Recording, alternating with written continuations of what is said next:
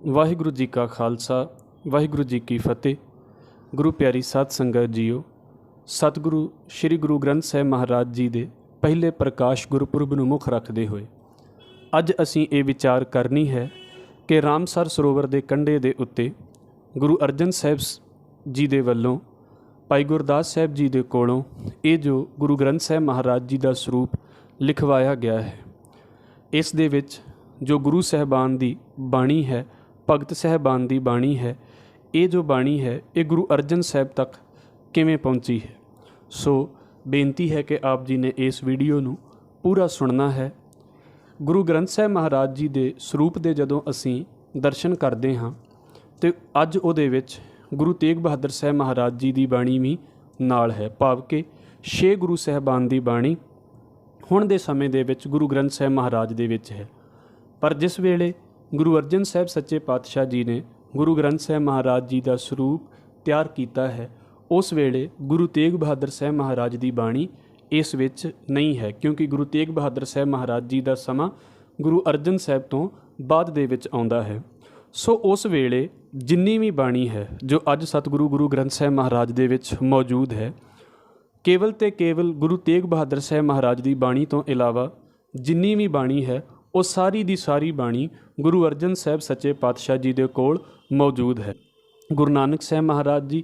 ਗੁਰੂ ਅੰਗਦ ਸਾਹਿਬ ਸੱਚੇ ਪਾਤਸ਼ਾਹ, ਗੁਰੂ ਅਮਰਦਾਸ ਸਾਹਿਬ ਮਹਾਰਾਜ, ਗੁਰੂ ਰਾਮਦਾਸ ਸਾਹਿਬ ਜੀ, ਗੁਰੂ ਅਰਜਨ ਸਾਹਿਬ ਜੀ, ਇਸ ਵੇਲੇ ਜਦੋਂ ਭਾਈ ਗੁਰਦਾਸ ਸਾਹਿਬ ਲਿਖਦੇ ਪਏ ਨੇ ਤੇ ਇਹ 5 ਗੁਰੂ ਸਾਹਿਬਾਨ ਦੀ ਬਾਣੀ ਉਸ ਵੇਲੇ ਗੁਰੂ ਗ੍ਰੰਥ ਸਾਹਿਬ ਮਹਾਰਾਜ ਦੇ ਵਿੱਚ ਚੜਾਈ ਗਈ ਹੈ। ਇਸੇ ਤਰ੍ਹਾਂ 15 ਭਗਤਾਂ ਦੀ ਗੱਲ ਆਉਂਦੀ ਹੈ,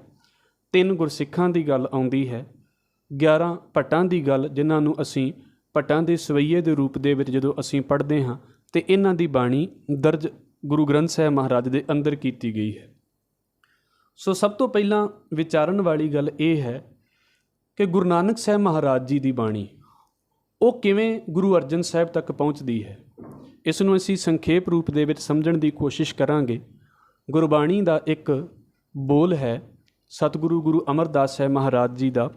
ਪ੍ਰਥਾਏ ਸਾਖੀ ਮਹਾਂਪੁਰਖ ਬੋਲਦੇ ਸਾਂਝੀ ਸਗਲ ਜਹਾਨੇ, ਭਾਵ ਕਿ ਮਹਾਂਪੁਰਸ਼ ਜੋ ਹੁੰਦੇ ਨੇ ਉਹ ਕਿਸੇ ਮਨੁੱਖ ਦੇ ਪ੍ਰਥਾਏ ਕਿਸੇ ਖਾਸ ਮਨੁੱਖ ਨੂੰ ਉਪਦੇਸ਼ ਕਰਦੇ ਨੇ, ਪਰ ਉਹ ਜਿਹੜਾ ਉਪਦੇਸ਼ ਹੁੰਦਾ ਹੈ ਉਹ ਕਿਸੇ ਇੱਕ ਮਨੁੱਖ ਲਈ ਨਹੀਂ ਹੁੰਦਾ, ਉਹ ਸਾਰੇ ਸੰਸਾਰ ਦੇ ਲਈ, ਜਹਾਨ ਦੇ ਲਈ ਉਹ ਸਾਂਝਾ ਹੁੰਦਾ ਹੈ। ਇਸ ਕਰਕੇ ਸਭ ਤੋਂ ਪਹਿਲੀ ਗੱਲ ਇਹ ਵੇਖਣ ਵਾਲੀ ਹੁੰਦੀ ਹੈ ਕਿ ਜੋ ਉਪਦੇਸ਼ ਸਾਰੇ ਸੰਸਾਰ ਲਈ ਸਾਂਝਾ ਹੈ ਉਸ ਨੂੰ ਸੰਭਾਲਿਆ ਕਿਵੇਂ ਜਾਵੇ। ਇਸੇ ਕਰਕੇ ਅਸੀਂ ਗੁਰੂ ਗ੍ਰੰਥ ਸਾਹਿਬ ਮਹਾਰਾਜ ਜੀ ਨੂੰ ਜੁਗੋ ਜੁਗ ਅਟਲ ਗੁਰੂ ਗ੍ਰੰਥ ਸਾਹਿਬ ਮਹਾਰਾਜ ਕਹਿੰਦੇ ਹਾਂ ਕਿ ਉਹ ਸਾਰੇ ਯੁੱਗ ਦੇ ਵਿੱਚ ਅਟਲ ਹੈ, ਭਾਵ ਕਿ ਸਾਰੇ ਸਮੇਂ ਦੇ ਵਿੱਚ ਕਾਇਮ ਰਹਿਣ ਵਾਲਾ ਹੈ।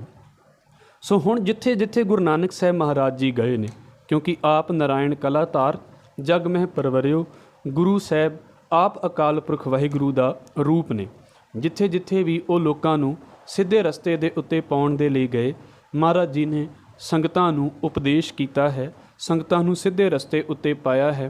ਅਤੇ ਉੱਥੇ ਮਹਾਰਾਜ ਜੀ ਨੇ ਬਾਣੀ ਵੀ ਉਚਾਰੀ ਹੈ। ਔਰ ਇਹ ਗੱਲ ਬੜੀ ਸਮਝ ਵਾਲੀ ਹੈ ਕਿ ਮਹਾਰਾਜ ਗੁਰੂ ਗ੍ਰੰਥ ਸਾਹਿਬ ਮਹਾਰਾਜ ਦੇ ਵਿੱਚ ਆਪਣੇ ਆਪ ਨੂੰ ਸ਼ਾਇਰ ਅਖਵਾਉਂਦੇ ਨੇ। ਸ਼ਾਇਰ ਦਾ ਭਾਵ ਹੁੰਦਾ ਹੈ ਕਵੀ। ਹੁਣ ਗੁਰੂ ਸਾਹਿਬ ਦੀ ਜਿਹੜੀ ਆਪਣੀ ਰਚਨਾ ਹੈ, ਆਪਣੀ ਬਾਣੀ ਹੈ, ਉਹਦੇ ਵਿੱਚ ਮਹਾਰਾਜ ਕਹਿੰਦੇ ਨੇ ਕਰੇ ਕਰਾਏ ਸਭ ਕਿਛ ਜਾਣੈ, ਨਾਨਕ ਸ਼ਾਇਰ ਇਵ ਕਹਿਆ।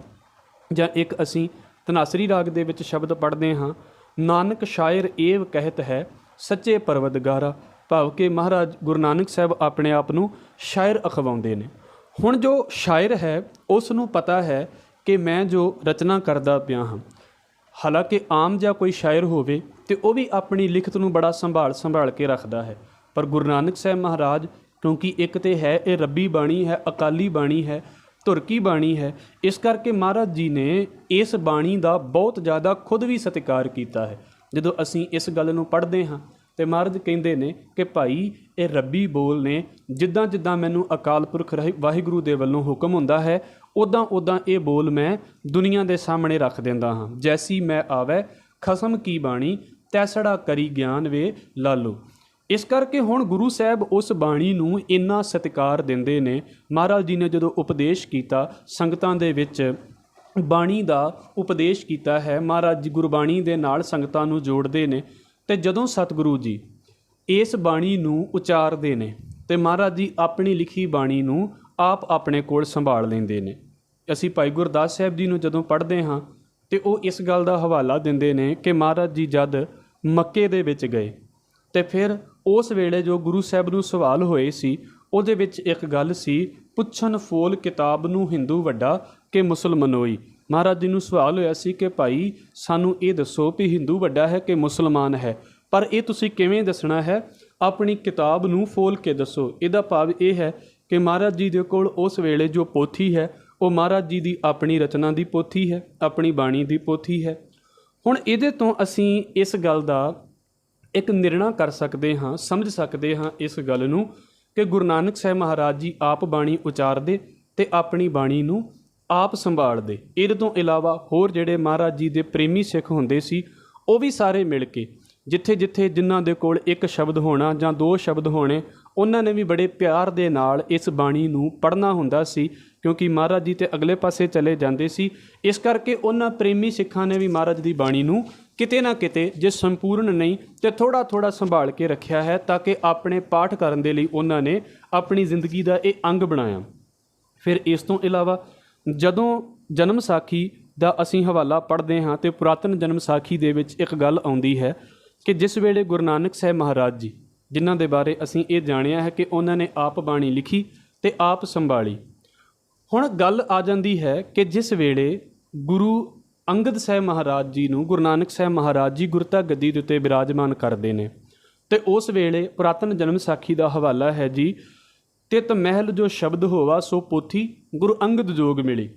ਭਾਵ ਕਿ ਜਿਹੜੀ ਉਹ ਪੋਥੀ ਗੁਰੂ ਨਾਨਕ ਸਾਹਿਬ ਮਹਾਰਾਜ ਦੇ ਕੋਲ ਹੈ ਉਹ ਪੋਥੀ ਹੁਣ ਗੁਰੂ ਅੰਗਦ ਸਾਹਿਬ ਮਹਾਰਾਜ ਜੀ ਨੂੰ ਮਿਲ ਗਈ ਹੈ। ਇਹਦਾ ਮਤਲਬ ਹੈ ਕਿ ਗੁਰੂ ਨਾਨਕ ਸਾਹਿਬ ਦੀ ਬਾਣੀ ਗੁਰੂ ਅੰਗਦ ਸਾਹਿਬ ਮਹਾਰਾਜ ਦੇ ਕੋਲ ਆ ਗਈ ਹੈ। ਔਰ ਇਸ ਗੱਲ ਨੂੰ ਤੁਸੀਂ ਵੇਖੋ ਕਿ ਸਿਰਫ ਗੁਰੂ ਨਾਨਕ ਸਾਹਿਬ ਮਹਾਰਾਜ ਦੀ ਬਾਣੀ ਹੀ ਨਹੀਂ, ਭਗਤ ਸਾਹਿਬਾਨ ਜਿੱਥੇ ਜਿੱਥੇ ਗੁਰੂ ਨਾਨਕ ਸਾਹਿਬ ਮਹਾਰਾਜ ਉਦਾਸੀਆਂ ਦੇ ਉੱਤੇ ਗਏ, ਗੁਰੂ ਨਾਨਕ ਸਾਹਿਬ ਤੋਂ ਜਿਹੜੇ ਪਹਿਲਾਂ ਹੋ ਚੁੱਕੇ ਭਗਤ ਸੀ ਉਹਨਾਂ ਦੇ ਜਿਹੜੇ ਜਾਨਸ਼ੀਨ ਉਹਨਾਂ ਦੇ ਅਸਥਾਨਾਂ ਦੇ ਉੱਤੇ ਬੈਠੇ ਹੋਏ ਸੀ, ਮਹਾਰਾਜ ਉਹਨਾਂ ਨੂੰ ਮਿਲੇ, ਉਹਨਾਂ ਦੀ ਬਾਣੀ ਨੂੰ ਸਤਿਗੁਰੂ ਗੁਰੂ ਨਾਨਕ ਸਾਹਿਬ ਮਹਾਰਾਜ ਜੀ ਨੇ ਇਕੱਤਰ ਕੀਤਾ ਹੈ। ਇਸ ਤਰ੍ਹਾਂ ਇਹ ਰਚਨਾ ਗੁਰੂ ਅੰਗਦ ਸਾਹਿਬ ਮਹਾਰਾਜ ਦੇ ਕੋਲ ਪਹੁੰਚਦੀ ਹੈ ਤੇ ਗੁਰੂ ਅੰਗਦ ਸਾਹਿਬ ਮਹਾਰਾਜ ਦੇ ਕੋਲ ਗੁਰੂ ਨਾਨਕ ਸਾਹਿਬ ਮਹਾਰਾਜ ਦੀ ਬਾਣੀ ਹੈ ਸੀ। ਇਹਦਾ ਹਵਾਲਾ ਅਸੀਂ ਗੁਰੂ ਗ੍ਰੰਥ ਸਾਹਿਬ ਮਹਾਰਾਜ ਦੇ ਵਿੱਚੋਂ ਹੀ ਅਸੀਂ ਵੇਖਦੇ ਹਾਂ, ਜਿਹਦੇ ਵਿੱਚ ਸਭ ਤੋਂ ਪਹਿਲਾਂ ਜਪਜੀ ਸਾਹਿਬ ਵਾਲਾ ਸ਼ਲੋਕ ਆ ਜਾਂਦਾ ਹੈ, ਪਵਨ ਗੁਰੂ ਪਾਣੀ ਪਿਤਾ ਮਾਤਾ ਧਰਤ ਮਹੱਤ। ਇਸ ਸ਼ਲੋਕ ਨੂੰ, ਇਹ ਲਗਭਗ ਸ਼ਲੋਕ ਸਾਨੂੰ ਯਾਦ ਹੈ, ਇਹੀ ਸ਼ਲੋਕ ਗੁਰੂ ਅੰਗਦ ਸਾਹਿਬ ਮਹਾਰਾਜ ਜੀ ਦੇ ਨਾਮ ਦੇ ਹੇਠ ਮਾਝ ਕੀ ਵਾਰ ਦੇ ਵਿੱਚ ਦਰਜ ਹੈ, ਪੌਣ ਗੁਰੂ ਪਾਣੀ ਪਿਤਾ ਮਾਤਾ ਧਰਤ ਮਹੱਤ। ਇਹਦੇ ਤੋਂ ਇਹ ਗੱਲ ਸਿੱਧ ਹੋ ਜਾਂਦੀ ਹੈ, ਇੱਕ ਤੇ ਥੋੜ੍ਹਾ ਜਿਹਾ ਇਹਦੇ ਵਿੱਚ ਪਾਠ ਭੇਦ ਹੈ, ਪਾਠ ਦਾ ਫਰਕ ਹੈ, ਪਰ ਇਹ ਗੱਲ ਸਿੱਧ ਹੋ ਜਾਂਦੀ ਹੈ ਕਿ ਗੁਰੂ ਨਾਨਕ ਸਾਹਿਬ ਮਹਾਰਾਜ ਜੀ ਦੀ ਬਾਣੀ ਗੁਰੂ ਅੰਗਦ ਸਾਹਿਬ ਸੱਚੇ ਪਾਤਸ਼ਾਹ ਜੀ ਦੇ ਕੋਲ ਹੈ। ਜਿਸ ਤਰ੍ਹਾਂ ਗੁਰੂ ਨਾਨਕ ਸਾਹਿਬ ਮਹਾਰਾਜ ਜੀ ਨੇ ਆਪਣੀ ਬਾਣੀ ਗੁਰੂ ਅੰਗਦ ਸਾਹਿਬ ਮਹਾਰਾਜ ਜੀ ਨੂੰ ਬਖਸ਼ਿਸ਼ ਕੀਤੀ ਸੀ, ਉਹ ਬਾਣੀ ਦਿੱਤੀ ਸੀ, ਇਸੇ ਤਰ੍ਹਾਂ ਗੁਰੂ ਅੰਗਦ ਸਾਹਿਬ ਮਹਾਰਾਜ ਨੇ ਇਹ ਬਾਣੀ ਗੁਰੂ ਅਮਰਦਾਸ ਸਾਹਿਬ ਮਹਾਰਾਜ ਜੀ ਨੂੰ ਦਿੱਤੀ ਹੈ। ਜਦੋਂ ਅਸੀਂ ਪੜ੍ਹਦੇ ਹਾਂ ਕਿ ਪੱਟੀ ਗੁਰੂ ਨਾਨਕ ਸਾਹਿਬ ਮਹਾਰਾਜ ਜੀ ਦੀ ਬਾਣੀ ਹੈ ਆਸਾ ਰਾਗ ਦੇ ਵਿੱਚ, ਆਸਾ ਰਾਗ ਦੇ ਵਿੱਚ ਹੀ ਪੱਟੀ ਬਾਣੀ ਗੁਰੂ ਅਮਰਦਾਸ ਸਾਹਿਬ ਮਹਾਰਾਜ ਜੀ ਦੀ ਹੈ। ਇਹਦਾ ਮਤਲਬ ਇਹ ਹੈ, ਹੋਰ ਵੀ ਬਹੁਤ ਹਵਾਲੇ ਨੇ, ਜਦੋਂ ਅਸੀਂ ਸ੍ਰੀ ਰਾਗ ਦੇ ਸ਼ਬਦ ਪੜ੍ਹਦੇ ਹਾਂ ਤੇ ਉਹਦੇ ਵਿੱਚੋਂ ਇਹ ਗੱਲ ਸਾਡੇ ਸਾਹਮਣੇ ਆ ਜਾਂਦੀ ਹੈ ਕਿ ਸੇਮ ਲਿਖਤਾਂ ਨੇ ਜਿਹੜੀਆਂ ਗੁਰੂ ਅਮਰਦਾਸ ਸਾਹਿਬ ਮਹਾਰਾਜ ਜੀ ਨੇ ਗੁਰੂ ਨਾਨਕ ਸਾਹਿਬ ਮਹਾਰਾਜ ਦੀ ਬਾਣੀ ਨੂੰ ਸਾਹਮਣੇ ਰੱਖ ਕੇ ਲਿਖਿਆ ਹੋਇਆ ਹੈ। 19 ਰਾਗ ਗੁਰੂ ਗ੍ਰੰਥ ਸਾਹਿਬ ਮਹਾਰਾਜ ਦੇ ਅੰਦਰ ਗੁਰੂ ਨਾਨਕ ਸਾਹਿਬ ਮਹਾਰਾਜ ਜੀ ਨੇ ਵਰਤੇ ਨੇ ਤੇ ਇਸੇ ਤਰ੍ਹਾਂ ਉਹਨਾਂ 19 ਰਾਗਾਂ ਦੇ ਵਿੱਚੋਂ 17 ਰਾਗ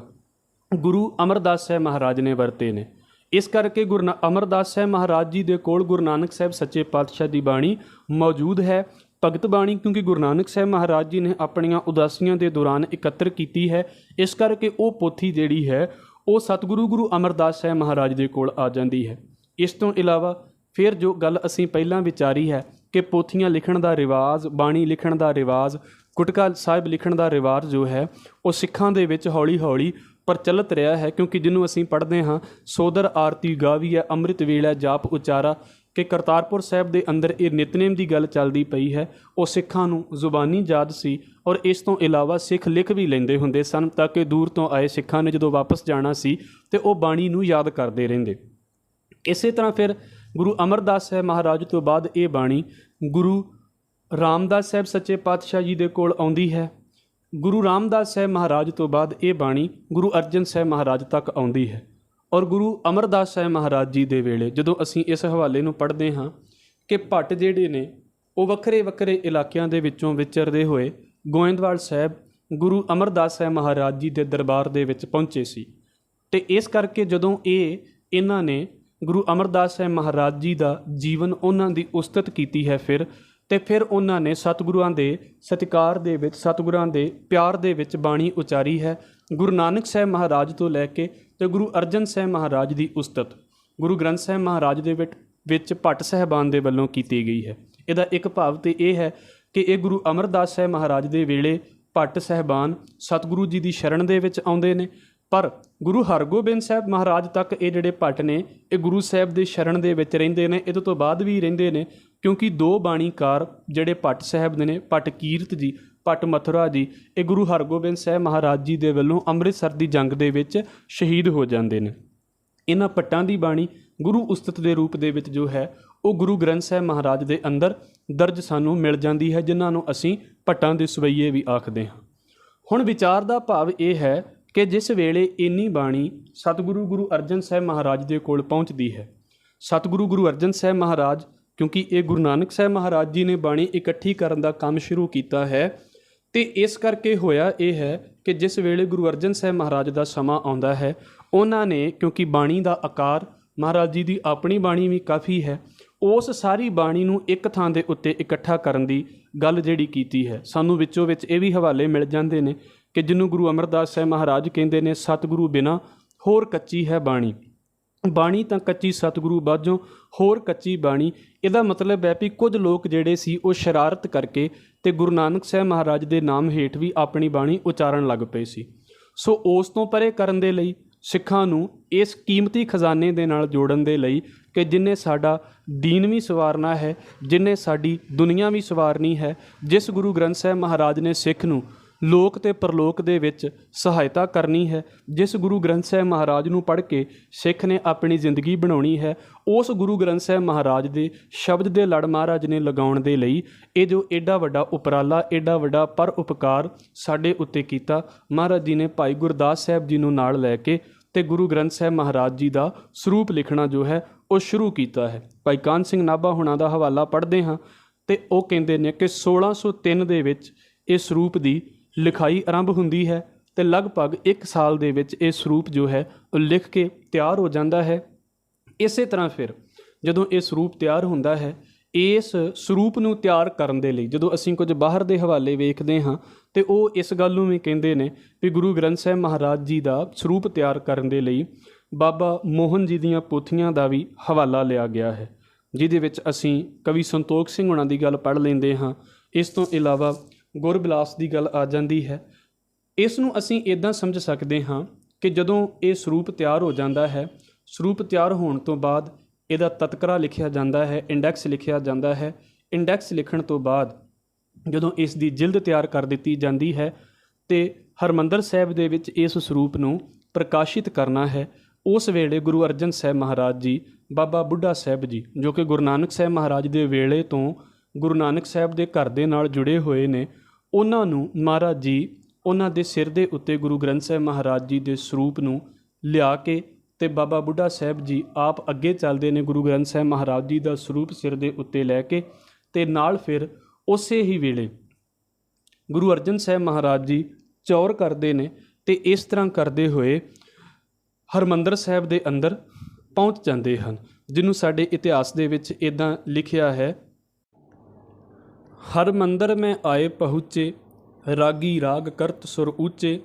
ਮੰਜੀ ਸਹਿਤ ਗ੍ਰੰਥ ਤਹਿ ਥਾਪ, ਬੈਠੇ ਗੁਰੂ ਨਿਕਟ ਤਹਿ ਆਪ, ਭੋਗਵਾਰ ਕੋ ਸੁਨ ਮਨ ਲਾਈ, ਗੁਰ ਅਰਜੁਨ ਤਬ ਗਿਰਾ ਅਲਾਈ, ਬੁੱਢਾ ਸਾਹਿਬ ਖੋਲੋ ਗ੍ਰੰਥ, ਲੇ ਆਵਾਜ਼ ਸੁਨੈ ਸਭ ਪੰਥ, ਅਦਬ ਸਹਿਤ ਤਬ ਗ੍ਰੰਥ ਸੋ ਖੋਲਾ, ਲੇ ਆਵਾਜ਼ ਬੁੱਢਾ ਮੁਖ ਬੋਲਾ, ਸੂਹੀ ਮਹਿਲਾ ਪੰਜਵਾ, ਸੰਤਾਂ ਕੇ ਕਾਰਜ ਆਪ ਖਲੋਇਆ, ਹਰ ਕੰਮ ਕਰਾਵਣ ਆਇਆ ਰਾਮ। ਇਹ ਗੁਰੂ ਗ੍ਰੰਥ ਸਾਹਿਬ ਮਹਾਰਾਜ ਜੀ ਦਾ ਪਹਿਲਾ ਹੁਕਮ ਸੀ ਅਤੇ ਮਹਾਰਾਜ ਜੀ ਗੁਰੂ ਅਰਜਨ ਸਾਹਿਬ ਮਹਾਰਾਜ ਜੀ ਨੇ ਇੱਕ ਥਾਂ ਦੇ ਉੱਤੇ ਇਸ ਗੱਲ ਦਾ ਹੀ ਹਵਾਲਾ ਦਿੱਤਾ ਹੈ ਕਿ ਭਾਈ ਗੁਰੂ ਸਾਹਿਬਾਨ ਦੇ ਜੋ ਸਰੀਰ ਨੇ ਉਹ ਇੱਕ ਸਮੇਂ ਦੇ ਵਿੱਚ ਇੱਕ ਥਾਂ ਦੇ ਉੱਤੇ ਹੀ ਰਹਿ ਸਕਦੇ ਨੇ। ਇੱਕ ਸਰੀਰ ਜ਼ਿਆਦਾ ਥਾਵਾਂ ਦੇ ਉੱਤੇ ਨਹੀਂ ਹੋ ਸਕਦਾ, ਪਰ ਗੁਰੂ ਗ੍ਰੰਥ ਸਾਹਿਬ ਮਹਾਰਾਜ ਜੀ ਦਾ ਜਿਹੜਾ ਸਰੂਪ ਹੈ ਉਹ ਹਰ ਥਾਂ ਦੇ ਉੱਤੇ ਹਰ ਕੋਈ ਦਰਸ਼ਨ ਕਰ ਸਕਦਾ ਹੈ। ਇਹਨੂੰ ਵੀ ਸਾਡੇ ਵਿਚਾਰਵਾਨਾਂ ਨੇ ਇਸ ਤਰੀਕੇ ਦੇ ਨਾਲ ਲਿਖਿਆ ਹੈ। ਸਤਿਗੁਰ ਕੇਰ ਸਰੀਰ ਜੋਊ ਸਭ ਥਾਨ ਸਮੈ ਸਭ ਨਾ ਦਰਸੈ ਹੈ। ਗ੍ਰੰਥ ਹਿਰਦਾ ਗੁਰ ਕਾ ਇਹ ਜਾਨੋ ਉੱਤਮ ਹੈ ਸਭ ਕਾਲ ਰਹੇ ਹੈ। ਮੇਰੇ ਸਰੂਪ ਤੇ ਜਾਤੇ ਹੈ ਦੀਰਘ ਸਾਹਿਬ ਜਾਨ ਅਦਾਇਬ ਦੈ ਹੈ। ਇਸ ਤਰ੍ਹਾਂ ਹਰਿਮੰਦਰ ਸਾਹਿਬ ਦੇ ਅੰਦਰ, ਦਰਬਾਰ ਸਾਹਿਬ ਦੇ ਅੰਦਰ ਗੁਰੂ ਗ੍ਰੰਥ ਸਾਹਿਬ ਮਹਾਰਾਜ ਜੀ ਦਾ ਪਹਿਲਾ ਪ੍ਰਕਾਸ਼ ਭਾਦੋਂ ਸੁਦੀ 1 1604 ਨੂੰ ਹੋ ਜਾਂਦਾ ਹੈ। ਔਰ ਸਾਰਾ ਦਿਨ, ਜਿਸ ਦਿਨ ਪ੍ਰਕਾਸ਼ ਹੁੰਦਾ ਹੈ ਉਸ ਦਿਨ ਕੀਰਤਨ ਹੁੰਦਾ ਹੈ। ਫਿਰ ਰਾਤ ਦੇ ਵੇਲੇ ਗੁਰੂ ਅਰਜਨ ਸਾਹਿਬ ਸੱਚੇ ਪਾਤਸ਼ਾਹ ਜੀ ਗੁਰੂ ਗ੍ਰੰਥ ਸਾਹਿਬ ਮਹਾਰਾਜ ਜੀ ਦਾ ਸੁੱਖ ਆਸਣ ਕਰਵਾਉਂਦੇ ਨੇ, ਜਿਸ ਅਸਥਾਨ 'ਤੇ ਮਹਾਰਾਜ ਜੀ ਆਪ ਬਿਰਾਜਦੇ ਹਨ। ਇਤਿਹਾਸ ਦੇ ਵਿੱਚ ਇਸ ਗੱਲ ਦਾ ਜ਼ਿਕਰ ਹੈ ਕਿ ਮਹਾਰਾਜ ਜੀ ਨੇ ਉਸ ਸਥਾਨ ਦੇ ਉੱਤੇ ਗੁਰੂ ਗ੍ਰੰਥ ਸਾਹਿਬ ਮਹਾਰਾਜ ਜੀ ਨੂੰ ਸੁਸ਼ੋਭਿਤ ਕੀਤਾ ਹੈ, ਉਸ ਸਥਾਨ ਦੇ ਉੱਤੇ ਸੁੱਖ ਆਸਣ ਕੀਤਾ ਹੈ ਔਰ ਆਪ ਮਹਾਰਾਜ ਜੀ ਨੀਚੇ ਸੰਗਤ ਦੇ ਨਾਲ ਵਿਸ਼ਰਾਮ ਕਰਦੇ ਨੇ। ਇਸ ਤਰ੍ਹਾਂ ਗੁਰੂ ਗ੍ਰੰਥ ਸਾਹਿਬ ਮਹਾਰਾਜ ਜੀ ਦਾ ਇਹ ਜੋ ਪਹਿਲਾ ਪ੍ਰਕਾਸ਼ ਹੈ ਉਹ 1604 ਦੇ ਵਿੱਚ ਦਰਬਾਰ ਸਾਹਿਬ ਅੰਮ੍ਰਿਤਸਰ ਸਾਹਿਬ ਦੇ ਵਿੱਚ ਹੋ ਜਾਂਦਾ ਹੈ। ਸੰਖੇਪ ਰੂਪ ਦੇ ਵਿੱਚ ਅਸੀਂ ਇਸ ਨੂੰ ਸਮਝਣ ਦੀ ਕੋਸ਼ਿਸ਼ ਕੀਤੀ ਹੈ। ਬਹੁਤ ਇਹ ਵੱਡਾ ਵਿਸ਼ਾ ਹੈ, ਸਾਡੀ ਜਾਣਕਾਰੀ ਇਸ ਬਾਬਤ ਹੋਣੀ ਚਾਹੀਦੀ ਹੈ। ਜਿੱਥੇ ਅਸੀਂ ਗੁਰਬਾਣੀ ਦਾ ਪਾਠ ਕਰਦੇ ਹਾਂ, ਮੁਬਾਰਕ ਹੈ, ਸਾਰਿਆਂ ਸਿੱਖਾਂ ਦੇ ਚਰਨਾਂ 'ਤੇ ਨਮਸਕਾਰ। ਪਰ ਇਸ ਬਾਣੀ ਨੂੰ ਇਕੱਤਰ ਕਿਵੇਂ ਕੀਤਾ ਗਿਆ ਹੈ? ਕਿਉਂਕਿ ਕੋਈ ਵੀ ਧਰਮ ਗ੍ਰੰਥ ਉਹਨਾਂ ਦੇ ਅਨੁਯਾਈਆਂ ਦੇ ਵੱਲੋਂ, ਜੋ ਉਹਨਾਂ ਦੇ ਧਰਮ ਦੇ ਸੰਸਥਾਪਕ ਹਨ, ਉਹਨਾਂ ਨੇ ਆਪਣੇ ਸਮੇਂ ਦੇ ਵਿੱਚ ਨਹੀਂ ਲਿਖਿਆ ਹੈ। ਕੇਵਲ ਤੇ ਕੇਵਲ ਗੁਰੂ ਗ੍ਰੰਥ ਸਾਹਿਬ ਮਹਾਰਾਜ ਜੀ ਇੱਦਾਂ ਦੇ ਨੇ ਜਿਹੜੇ ਗੁਰੂ ਸਾਹਿਬਾਨ ਨੇ ਉਚਾਰੇ ਵੀ ਆਪ ਨੇ ਔਰ ਲਿਖਿਆ ਵੀ ਮਹਾਰਾਜ ਗੁਰੂ ਗ੍ਰੰਥ ਸਾਹਿਬ ਮਹਾਰਾਜ ਦਾ ਸਰੂਪ ਸਤਿਗੁਰੂ ਜੀ ਨੇ ਆਪ ਆਪਣੀ ਉਮਰ ਦੇ ਵਿੱਚ ਲਿਖਵਾਇਆ ਹੈ। ਸਾਰੇ ਧਰਮ ਗ੍ਰੰਥ ਸਤਿਕਾਰਯੋਗ ਨੇ, ਪਰ ਗੁਰੂ ਦਾ ਦਰਜਾ ਕੇਵਲ ਤੇ ਕੇਵਲ ਗੁਰੂ ਗ੍ਰੰਥ ਸਾਹਿਬ ਮਹਾਰਾਜ ਜੀ ਨੂੰ ਪ੍ਰਾਪਤ ਹੈ। ਸੋ ਜਿੱਥੇ ਅਸੀਂ ਗੁਰਬਾਣੀ ਪਾਠ ਕਰਦੇ ਹਾਂ ਉੱਥੇ ਅਸੀਂ ਗੁਰਬਾਣੀ ਲਿਖਤ, ਗੁਰਬਾਣੀ ਦੀ ਹੱਥ ਲਿਖਤ, ਗੁਰਬਾਣੀ ਕਿਸ ਤਰੀਕੇ ਦੇ ਨਾਲ ਲਿਖੀ ਗਈ ਹੈ, ਇਸ ਨੂੰ ਵੀ ਅਸੀਂ ਜ਼ਰੂਰ ਸਮਝਣ ਦੀ ਕੋਸ਼ਿਸ਼ ਕਰੀਏ। ਸਤਿਗੁਰੂ ਕਿਰਪਾ ਕਰਨ। ਇਹ ਵਿਚਾਰ ਆਪ ਜੀ ਦੇ ਚਰਨਾਂ ਦੇ ਵਿੱਚ ਕੀਤੀ ਹੈ। ਜੇਕਰ ਆਪ ਜੀ ਨੂੰ ਇਹ ਵਿਚਾਰ ਵਧੀਆ ਲੱਗੀ ਹੈ, ਆਪ ਜੀ ਨੇ ਇਸ ਵਿਚਾਰ ਨੂੰ ਸਮਝਿਆ ਹੈ, ਤੇ ਕਿਰਪਾ ਕਰਕੇ ਹੋਰਨਾਂ ਦੇ ਨਾਲ ਵੀ ਇਸ ਵਿਚਾਰ ਨੂੰ ਸਾਂਝਾ ਕਰਨ ਦੀ ਕਿਰਪਾ ਕਰਿਓ, ਤਾਂ ਕਿ ਅਸੀਂ ਇਸ ਜਾਣਕਾਰੀ ਦੇ ਨਾਲ ਵੱਧ ਤੋਂ ਵੱਧ ਜੁੜ ਸਕੀਏ। ਅੰਤਿਮ ਸੱਚ ਕੋਈ ਵੀ ਨਹੀਂ ਹੁੰਦਾ ਹੈ, ਵੱਖ-ਵੱਖ ਵਿਚਾਰਵਾਨਾਂ ਦੇ ਹਰ ਖਿਆਲ ਹੁੰਦੇ ਨੇ। ਸੋ ਜਿਵੇਂ ਸਤਿਗੁਰੂ ਨੇ ਆਪ ਜੀ ਦੇ ਚਰਨਾਂ ਦੇ ਵਿੱਚ ਸੇਵਾ ਲਈ ਹੈ, ਅਸੀਂ ਸੇਵਾ ਕਰਨ ਦੀ ਕੋਸ਼ਿਸ਼ ਕੀਤੀ ਹੈ। ਮੇਰੇ ਪਾਸੋਂ ਬੋਲਦਿਆਂ ਹੋਈਆਂ ਭੁੱਲਾਂ ਦੀ ਖਿਮਾ। ਫਤਿਹ ਨਾਲ ਸਾਂਝ ਪਾਓ ਜੀ। ਵਾਹਿਗੁਰੂ ਜੀ ਕਾ ਖਾਲਸਾ, ਵਾਹਿਗੁਰੂ ਜੀ ਕੀ ਫਤਿਹ।